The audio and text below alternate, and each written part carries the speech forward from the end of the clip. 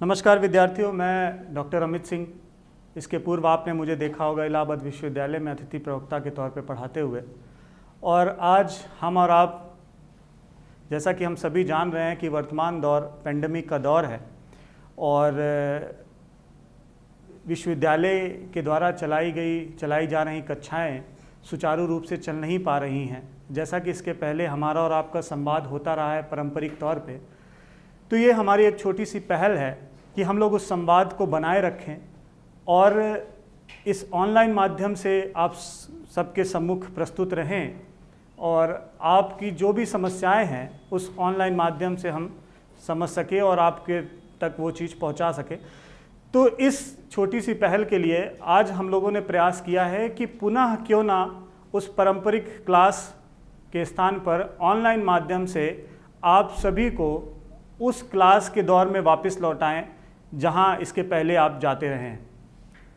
तो सबसे पहले मैं बताना चाहूँगा कि उड़ान द फ्लाई के इस ऑनलाइन माध्यम से मैं आप सबके सम्मुख प्रस्तुत हुआ हूं और ये आशा करता हूं कि हमारा और आपके बीच का ये जो संवाद है वो बहुत बेहतर तरीके से इस माध्यम से सुचारू रूप से चल पाएगा और आपकी समस्याओं का समाधान मैं इस विषय से संबंधित कर पाऊँगा। और जैसा कि आप सभी जानते हैं कि इलाहाबाद विश्वविद्यालय का जो प्राचीन इतिहास विषय है एक बहुत ही महत्वपूर्ण विषय रहा है, विद्यार्थियों के लिए बहुत प्रमुख विषय रहा है। ज़्यादातर विद्यार्थी इस विषय को चुनना चाहते हैं क्योंकि ये विषय हमेशा से सिविल सर्विसेज के लिए एक बहुत महत्वपूर्ण विषय के रूप में उभर करके आया रहा है और वर्तमान में इस विषय की प्रासंगिकता लगातार बढ़ती चली जा रही है। तो क्योंकि हम लोग इस माध्यम का प्रयोग अभी प्रारंभिक तौर पर कर रहे हैं, इसलिए वर्तमान के लिए जो स्थिति है उसको देखते हुए मैं सबसे पहले बीए की क्लासेस से यह संवाद की स्थिति को पुनः प्रारंभ करना चाहता हूं। और इसी को प्रारंभ करने की अवस्था में मैं सबसे पहले आप सबके सम्मुख बीए की प्राचीन इतिहास विभाग में किस तरीके से पढ़ाई होती है, उसका क्या सिलेबस होता है, कैसे एग्ज़ाम्स होते हैं, उसके बारे में आप सबसे वार्तालाप करना चाहूँगा। और इसी वार्तालाप की श्रृंखला में सबसे पहले मैं आपके सम्मुख बीए इलाहाबाद यूनिवर्सिटी के प्राचीन इतिहास के सिलेबस को समझाने का प्रयास करूंगा। और उस सिलेबस में हम देखेंगे कि क्या क्या टॉपिक्स को हमें पढ़ना है और उन टॉपिक्स को किस तरीके से पढ़ना है, क्योंकि इलाहाबाद विश्वविद्यालय में एक और चीज़ है वो ये कि ज़्यादातर ग्रामीण पृष्ठभूमि के विद्यार्थी यहाँ पर पढ़ने आते हैं और उन ग्रामीण पृष्ठभूमि के विद्यार्थियों का जो प्रारंभिक दौर है वो सिलेबस को समझने में लग जाता है। आधे से ज़्यादा समय उन्हें ये नहीं पता होता कि क्या विषय वस्तु हमें पढ़नी है। इसीलिए इस पहले क्लास में मैं आप सबके सम्मुख उस विषय वस्तु को प्रस्तुत करना चाहूँगा। और हम लोग बात कर रहे हैं अब सबसे पहले बीए भाग 1 के सिलेबस के संदर्भ में। तो सबसे पहले हम बात करेंगे कि बीए भाग 1 का सिलेबस क्या है, पार्ट 1 का सिलेबस क्या है और वो किस तरीके से पढ़ा जाता है। तो सबसे पहले, क्योंकि जैसा कि हम लोगों ने बात किया कि इलाहाबाद विश्वविद्यालय में ज़्यादातर विद्यार्थी ग्रामीण पृष्ठभूमि के आते हैं, तो ये सिलेबस जो कि उपलब्ध है इंटरनेट में आपको आसानी से मिल जाएगा। गूगल वेबसाइट में आप सर्च करेंगे इलाहाबाद यूनिवर्सिटी के इस सिलेबस को तो ये मिल जाएगा, परंतु ये सिलेबस अंग्रेजी माध्यम में मिलेगा और अंग्रेजी माध्यम में होने की वजह से बहुत सारे विद्यार्थी सिलेबस को समझ नहीं पाते कि क्या उनको पढ़ना है। तो सबसे पहले मैं आपको बताऊंगा कि क्या क्या आपको पढ़ना है इस सिलेबस के अंतर्गत। तो जैसा कि बीए भाग 1, एक और चीज़ है जो कि मैं इसके साथ ही आपको बता देना चाहता हूँ वो ये कि प्राचीन इतिहास विभाग में बीए प्रथम वर्ष में 2 प्रश्न पत्र प्राचीन इतिहास विभाग के अंतर्गत आते हैं। प्रथम प्रश्न पत्र आपका 75 नंबर का होता है और द्वितीय प्रश्न पत्र भी आपका 75 नंबर का होता है और साथ में 150 नंबर का आपका ये प्रश्न पत्र होता है। ये 150 नंबर का ये विषय आपके साथ होता है। तो सबसे पहले हम प्रथम प्रश्न पत्र की बात करें तो प्रथम प्रश्न पत्र जिसका कि नाम है, प्रथम प्रश्न पत्र जिसका नाम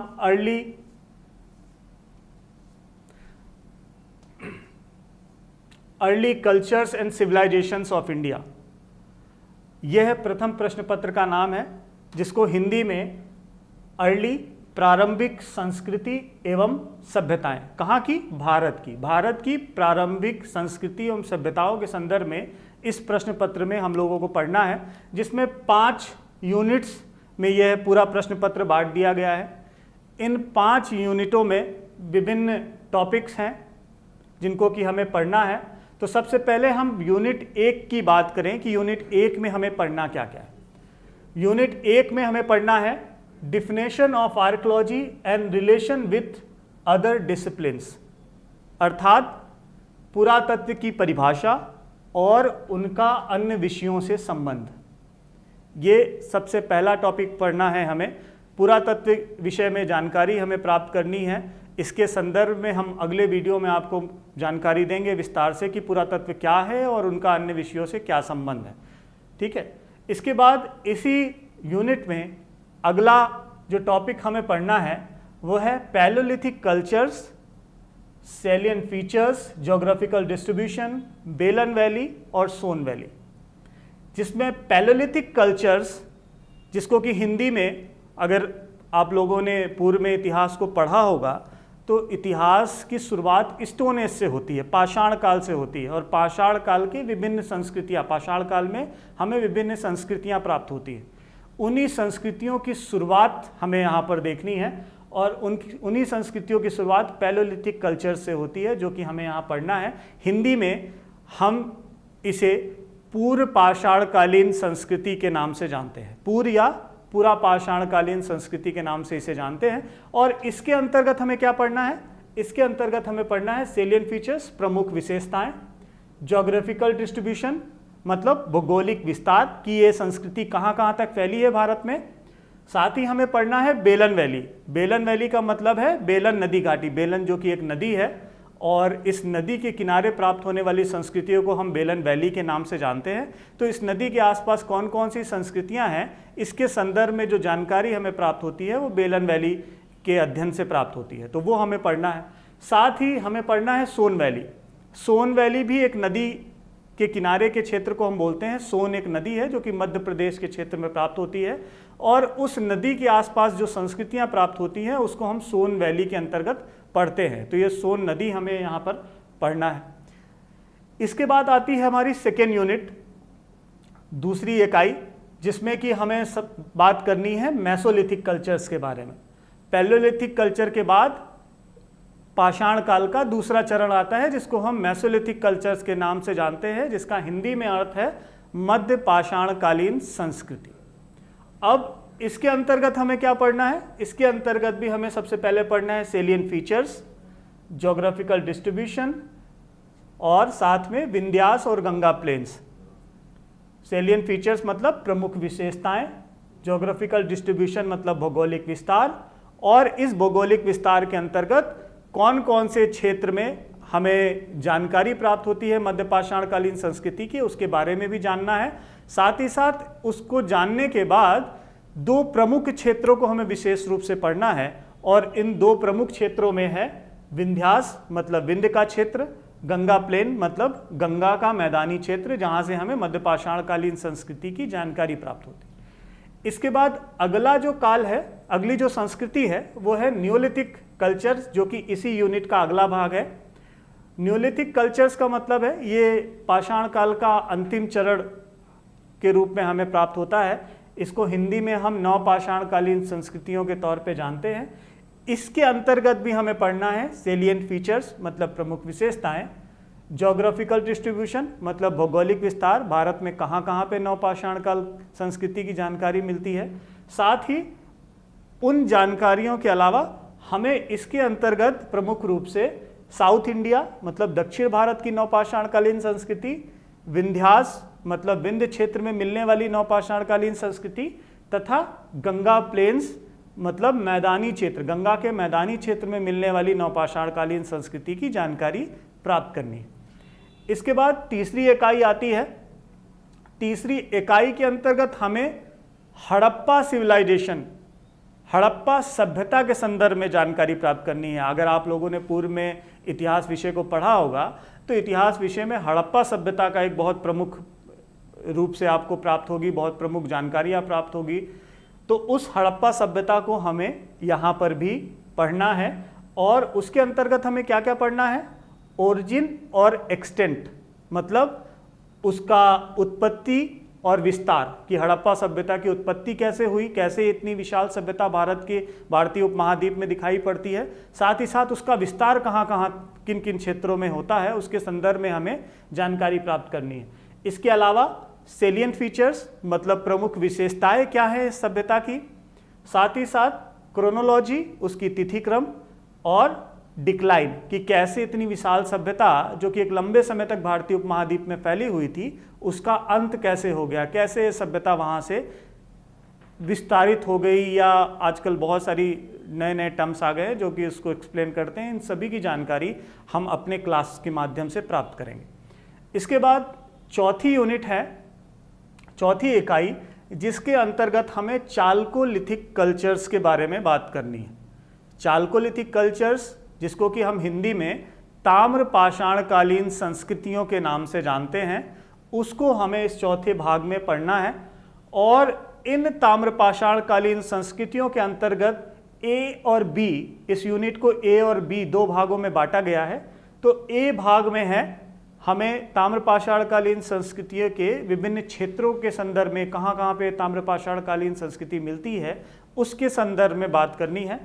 तो सबसे पहले ए पोर्शन को हमें पढ़ना है, जिसमें है सेंट्रल इंडिया, मतलब मध्य भारत एंड डेक्कन, अर्थात मध्य भारत और दक्कन के पठार में मिलने वाली ताम्र पाषाणकालीन संस्कृतियों की जानकारी लेनी है। इसके अंतर्गत कौन कौन सी ताम्र पाषाणकालीन संस्कृति है? कायथा कल्चर, कायथा संस्कृति, आहार संस्कृति और जोरवे संस्कृति। तो ये तीनों संस्कृतियों की जानकारी हमें अपने इस पाठ्यक्रम से लेनी है। इसके बाद बी सेक्शन में हमें पढ़ना है कॉपर होट्स। कॉपर होट्स, जिसको कि हम हिंदी में ताम्र निधियाँ कहते हैं, ये एक बहुत प्रमुख संस्कृति के तौर पर हमें दिखाई पड़ता है। उसके संदर्भ में हमें जानकारी प्राप्त करनी है। इसी के अलावा हमें बात करनी है ओकर कलर पॉटरी, अर्थात गेरवे रंग की मृदभांड परंपरा, जिसको कि शॉर्ट में ओसीपी कहते हैं। अगर हम इस पुरातत्व विषय को जब पढ़ने जाएंगे तो हम देखते हैं कि मृदभांडों का बहुत महत्वपूर्ण रोल रहा है। फिलेंदर्स पैत्री जैसे पुरातत्वविदों का तो ये मानना था कि मृदभांड पुरातत्व की वर्णमाला है, और एक ऐसा समय भारतीय इतिहास में हमें दिखाई पड़ता है जहाँ पर इन्हीं मृदभांडों के आधार पर हम इतिहास की गणना करते हैं। तो इन मृदभांडों की परंपराओं का बहुत ही महत्वपूर्ण रोल रहा है भारतीय पुरातत्व एवं इतिहास में। तो उस मृदभांडों का जो प्रमुख कल्चर, जहाँ से उस मृदभांडों की शुरुआत होती है कल्चर के तौर पे, सबसे पहला कल्चर है ओसीपी, जिसकी जानकारी हमें इस चौथी यूनिट में प्राप्त करनी है। इसके बाद अंतिम और पांचवी जो यूनिट इकाई है, उसको तीन भागों में बांटा गया है, ए, बी और सी। पहले ए पोर्शन में हमें पढ़ना है आयरन एज, अर्थात लौह काल, और लौह काल के साथ साथ क्या पढ़ना है? एंटीक्विटी ऑफ आयरन, लौह पुरानिधियाँ। कौन कौन सी लौह पुरानिधियाँ हमें प्राप्त होती है? अक्सर ये हम लोग बात करते हैं कि लोहा एक ऐसा धातु है जिसके प्राप्त होने के बाद भारतीय इतिहास में बहुत ज़्यादा परिवर्तन दिखाई पड़ने लगता है। तो इस लौह काल की जानकारी हमें अपने इस पाठ्यक्रम से प्राप्त करनी है। साथ ही साथ इसमें बी सेक्शन में हमें पढ़ना है, जैसा कि अभी हम बात कर रहे थे कि मृदभांडों की भूमिका भारतीय इतिहास में बहुत महत्वपूर्ण रही है। तो ओसीपी के बाद दो और मृदभांडीय संस्कृतियां हमें प्राप्त होती हैं, बर्तन बनाने की जो संस्कृतियां हैं वो प्राप्त होती हैं, वो है पीजीडब्ल्यू वेयर और एनबीपीडब्ल्यू वेयर। तो पीजीडब्ल्यू वेयर जिसको हम पेंटेड ग्रे वेयर, अर्थात चित्रित धूसर मृदभांड परंपरा के नाम से जानते हैं।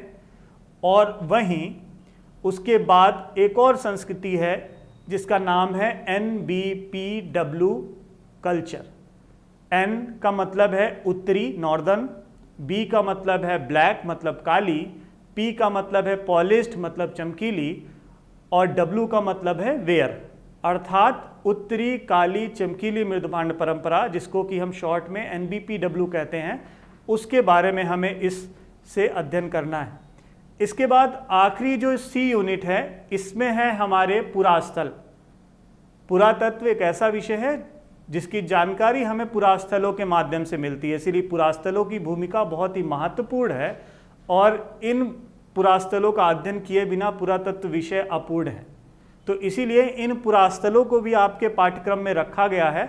और कौन कौन से पुरास्थल हैं जो कि हमें पढ़ने हैं अपने इस पाठ्यक्रम में? तो पहला पुरास्थल है अतरंजी खेड़ा।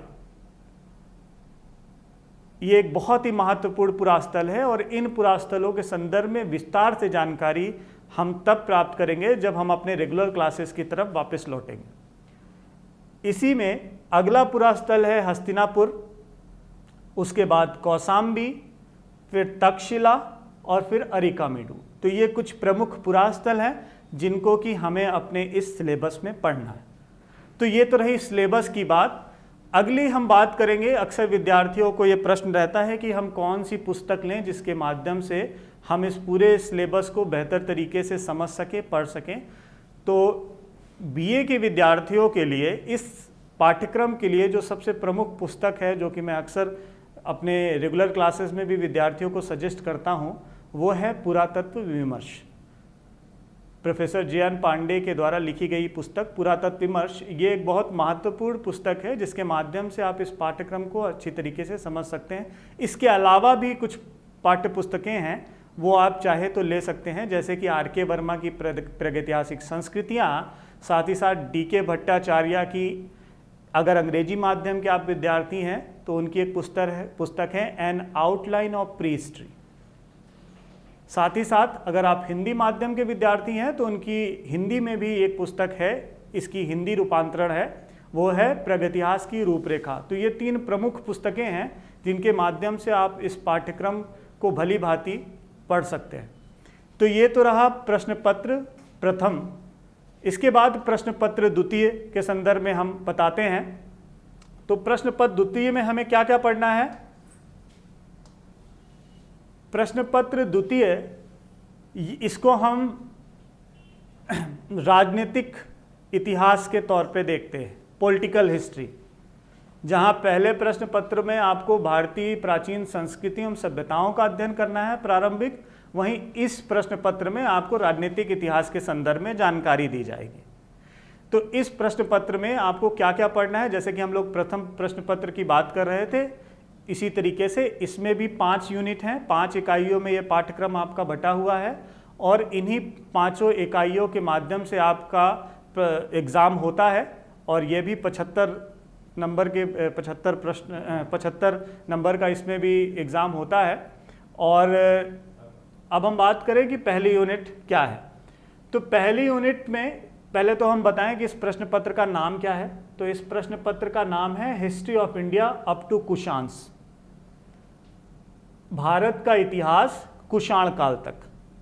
और इसका जो प्रारंभ होता है इस प्रश्न पत्र का वो है century 600 BC to century 319 AD, 600 BC से लेकर के 319 ED ईस्वी तक के इतिहास को हमें इस प्रश्न पत्र में पढ़ना है। तो पहले इकाई के तौर पे पहली यूनिट में हमें क्या क्या पढ़ना है? पहले हमें पढ़ना है सोर्सेस। सोर्सेस का मतलब है स्रोत। जैसा कि इतिहास के संदर्भ में हम सभी जानते हैं और जो नहीं जानते उनको मैं बता दूं कि इतिहास एक ऐसा विषय है जो कि स्रोतों के आधार पर उसकी गणना की जाती है। अगर स्रोत नहीं होंगे तो इतिहास नहीं होगा। तो इसीलिए स्रोतों की भूमिका बहुत ही महत्वपूर्ण है और उसी भूमिका को देखते हुए सबसे पहले इस प्रश्न पत्र में हम लोग स्रोत के संदर्भ में जानकारी लेंगे कि कौन कौन से स्रोत हैं, माध्यम हैं, जिन माध्यमों से हमें इतिहास की जानकारी प्राप्त होती है। तो पहले इसमें हमें पढ़ना है स्रोत। और स्रोत भी कौन कौन से स्रोत होते हैं? तो पहला स्रोत है लिटरेरी। लिटरेरी का अर्थ है साहित्यिक। साहित्यिक कौन कौन सी पुस्तकों के माध्यम से, साहित्य के माध्यम से हमें इतिहास की जानकारी मिलती है, उसके बारे में हमें इसमें पढ़ना है। इसके बाद है इंडियन एंड फॉरेन सोर्सेस, भारतीय और विदेशी स्रोत। कौन कौन से भारतीय स्रोत हैं, कौन कौन से विदेशी स्रोत हैं, इसके संदर्भ में जानकारी हमें इस पाठ्य पुस्तक या पाठ्यक्रम में पढ़ने के बाद प्राप्त होगी। अगला हमें पढ़ना है एपिग्राफी। एपिग्राफी का अर्थ है अभिलेखीय साक्ष्य।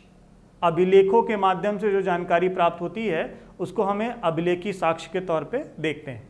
उसके बाद है नुमिस्मेटिक्स अर्थात मुद्राशास्त्र, सिक्के, सिक्कों का अध्ययन जब हम करते हैं और उन अध्ययनों से जो हमें जानकारी प्राप्त होती है उसके आधार पर जब हम इतिहास की गणना करते हैं तो यह मुद्राशास्त्रीय साक्ष्यों के तौर पर प्राप्त होता है।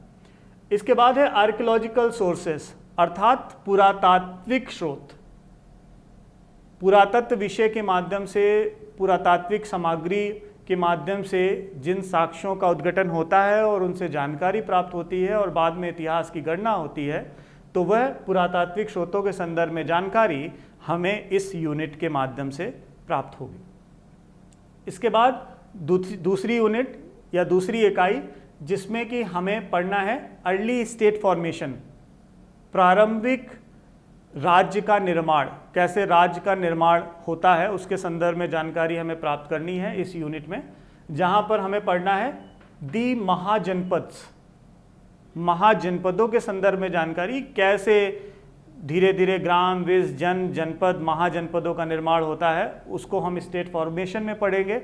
और उसके बाद अगला पढ़ेंगे महाजनपद डेवलप हो जाते हैं तो महाजनपदों की क्या स्थिति होती है और कैसे राजनीतिक इतिहास आगे बढ़ता है, उसके संदर्भ में इस पूरे यूनिट से हम जानेंगे। इसी में अगला पॉइंट है rise of Magadh from Bimbisara to Mahapadma Nanda, अर्थात मगध का उत्कर्ष बिंबिसार से लेकर के महापद्म नंद तक। ये दोनों ही एक राजाओं का नाम है। बिंबिसार जो कि हर्यक वंश का राजा था, वहां से लेकर के नंद वंश के शासक महापद्म नंद के समय तक का इतिहास हमें इसमें पढ़ना है इस पार्ट में। इसी दौर में हमें अगले टॉपिक के तौर पे पढ़ना है पार्सियन इन्वेंशन अर्थात पारसिक आक्रमण। पारसियों का आक्रमण भारत में होता है और उसके संदर्भ में भी जानकारी हमें प्राप्त करनी है। इसके बाद अलेक्जेंडर्स इन्वेंशन अर्थात सिकंदर का आक्रमण। भारत, जैसा कि आप लोगों ने पूर्व में पढ़ा होगा कि भारत पर सिकंदर का आक्रमण होता है और उस आक्रमण की जानकारी हमें यहाँ से प्राप्त करनी है। इसके बाद बेसिस, उसका क्या बेस रहा है, and features of monarchical system, राजतंत्रीय व्यवस्था का प्रमुख विशेषताएं हमें पढ़नी हैं। इसके बाद नेचर ऑफ रिपब्लिक, गणतंत्र की हमें प्रकृति क्या है उसके संदर्भ में जानकारी प्राप्त करनी है। इसके बाद हम आते हैं तीसरी इकाई में। तीसरी इकाई में हमें पढ़ना है Mauryan empire and its decline, Maurya साम्राज्य और उसके पतन के संदर्भ में। और इसके अंतर्गत हमें क्या क्या पढ़ना है, हमें पढ़ना है Magadhan expansion in the time of Chandragupta Maurya, Magadh का विस्तार चंद्रगुप्त मौर्य के समय में, साथ ही साथ मौर्य प्रशासन एडमिनिस्ट्रेशन, सोसाइटी मतलब मौर्य साम्राज्य and economy in the Mauryan period अर्थात उस दौर की आर्थिक व्यवस्था के संदर्भ में हमें इससे जानकारी प्राप्त करनी। इसी यूनिट में हमें अशोका और उसके धम्म के बारे में भी जानकारी प्राप्त करनी है। साथ ही साथ इसके अंतिम चरण में इस यूनिट के हमें पढ़ना है decline of the Mauryan empire अर्थात मौर्य साम्राज्य का पतन, कैसे इतना विशाल साम्राज्य अपने पतन की ओर बढ़ जाता है, इसके संदर्भ में भी हमें जानकारी इस तीसरी यूनिट से प्राप्त करनी। इसके बाद चौथी यूनिट के तौर पर हमें पढ़ना है political fragmentation century 200 BC to AD 300 अर्थात जो राजनीतिक विकेंद्रीकरण होता है 200 BC से लेकर के 300 AD तक का, उस पूरी स्थिति को हमें इस चौथी यूनिट में पढ़ना है, जहां पर हमें क्या पढ़ना है अर्ली हिस्ट्री ऑफ सुंगास एंड सातवाहनास अर्थात सुंग और सातवाहन वंश का प्रारंभिक इतिहास। इसके बाद हमें क्या पढ़ना है इस यूनिट में अचीवमेंट्स ऑफ पुष्पमित्र सुंग एंड गौतमी पुत्र सातकर्णी अर्थात पुष्पमित्र सुंग और गौतमी पुत्र सातकर्णी की उपलब्धियों के संदर्भ में जानकारी प्राप्त करनी है। पुष्पमित्र सुंग जो कि सुंग वंश का एक बहुत प्रमुख शासक रहा है और गौतमी पुत्र सातकर्णी जो कि सातवाहन वंश का एक प्रमुख शासक रहा है, इन दोनों की उपलब्धियों के संदर्भ में हमें इससे जानकारी प्राप्त करनी है। साथ ही साथ इस यूनिट के अंतिम चरण में हमें शक Satavahana struggle and decline of Satavahana dynasty अर्थात शक सातवाहन संघर्ष के संदर्भ में जानकारी प्राप्त करनी है कि कैसे और शक और सातवाहन वंश आपस में लड़ाई करते हैं और किस तरह उनके बीच में विरोध होता है। साथ ही साथ सातवाहन वंश का विनाश कैसे होता है, इसके संदर्भ में यहाँ से इस चौथी यूनिट से हमें जानकारी प्राप्त करनी है। और पांचवी यूनिट के संदर्भ में हमें देखना है फॉरेन इन्वेंशंस अर्थात विदेशी जो आक्रमण हो रहे थे उस दौर में भारत में, उसके संदर्भ में। साथ ही साथ एंड डायनेस्टीज और कौन कौन सी विदेशी जो वंश थे जो भारत में उस दौर में प्रवेश कर रहे थे। साथ ही साथ इसमें हमें देखना है इंडो ग्रीक्स अर्थात इंडो यूनानी जो कि भारत में उस दौर में आते हैं, उनके संदर्भ में शक और पल्लव। ये शक और पल्लव नामक दो विदेशी जातियां और इस दौर में आती हैं जिसके संदर्भ में हमें इस यूनिट में पढ़ना है। और है कुषाण। कुषाण एक बहुत प्रमुख राजवंश था जो कि भारत में उस दौर में आता है और लंबी दूरी तक अपने साम्राज्य का विस्तार करता है। उसके बारे में जानकारी हमें इस यूनिट से प्राप्त करनी है। और यहाँ पर हमें कुषाण वंश का एक बहुत प्रमुख शासक रहा है कनिष्क प्रथम, जिसकी तिथि और उनकी उपलब्धियों के संदर्भ में जानकारी प्राप्त करनी है अर्थात कनिष्क डेट एंड अचीवमेंट्स, उसकी तिथि और उनकी उपलब्धियों के संदर्भ में जानकारी प्राप्त करनी है।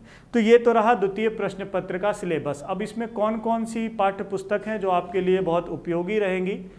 तो इन पाठ्य पुस्तकों में एक तो भारतीय राजनीतिक इतिहास रणवीर चक्रवर्ती की भी एक बुक है, बहुत बढ़िया बुक है, नए आई है। साथ ही साथ उपेंद्र सिंह की भी एक बुक है जिसको कि आप प्रेफर कर सकते हैं। बीडी महाजन की भारतीय राजनीतिक इतिहास है। केसी श्रीवास्तव की भी भारतीय राजनीतिक इतिहास है। तो इन कुछ पुस्तकों को आप इस पाठ्य सामग्री के लिए प्रयोग में ला सकते हैं। तो ये तो अभी हम लोगों ने बात की बीए भाग 1 के सिलेबस और उनमें कौन कौन से पाठ्य पुस्तकें उपयोगी होंगी उसके संदर्भ में। अगले वीडियो में हम बात करेंगे बीए पार्ट 2 का क्या सिलेबस है और उसको कैसे पढ़ना चाहिए, कौन कौन सी पाठ्य पुस्तकें उपयोगी हैं उसके संदर्भ में। और मैं आशा करता हूं कि इस संवाद के माध्यम से हम एक बेहतर तरीके से आप सभी के साथ जुड़ सकेंगे। और उस जुड़ने के लिए मैं आपसे बताना चाहूँगा कि आप उड़ान द फ्लाई के इस ऑनलाइन माध्यम को इंटरनेट में सर्च करें, गूगल के माध्यम से यूट्यूब पे सर्च करें और इसको सब्सक्राइब करें। और अगर आपको लगता है कि इस माध्यम से हम बेहतर तरीके से जुड़ सकते हैं, संवाद कर सकते हैं और मेरे इस वीडियो को आप अगर पसंद करते हैं तो इसको ज़्यादा से ज़्यादा देखें और लाइक करें, जिसके माध्यम से मैं आपके साथ बेहतर तरीके से जुड़ सकूं। ठीक है, तो अगले वीडियो के लिए हमारी आपकी मुलाकात कुछ क्षणों के लिए रुकती है, उसके बाद हम मिलते हैं। धन्यवाद।